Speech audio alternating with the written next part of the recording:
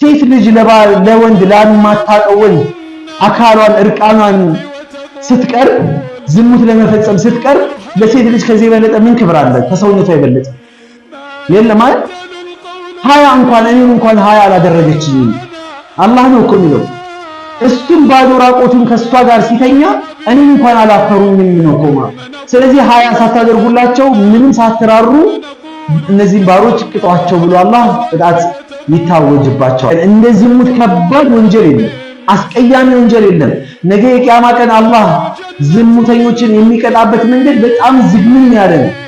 ሐታ ጀሃነም ውስጥ የጀሃነም ሰዎች እንኳን እስከሚጸየፏቸው ድረስ ያደርሳል።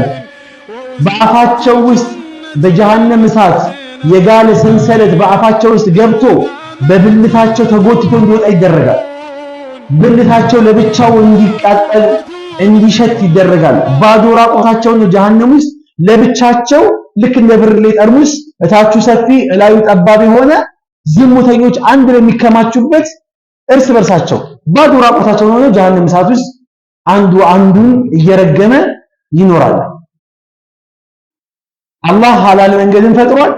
የሐላሉን መንገድ አልፈልግም ብሎ የሐራሙን መንገድ የመረጠ ሰው ሐታ ከዝሙት ወላሂ የከፋ ወንጀል የለም። እኔን እንኳን ይላል አላህ እነዚህ ባሮቼን ቅጧቸው፣ ስትቀጧቸው ሀያ እንኳን እንዳታደርጉላቸው እኔን እንኳን እኮ አላፈሩኝም ነው የሚለው እኮ አላህ።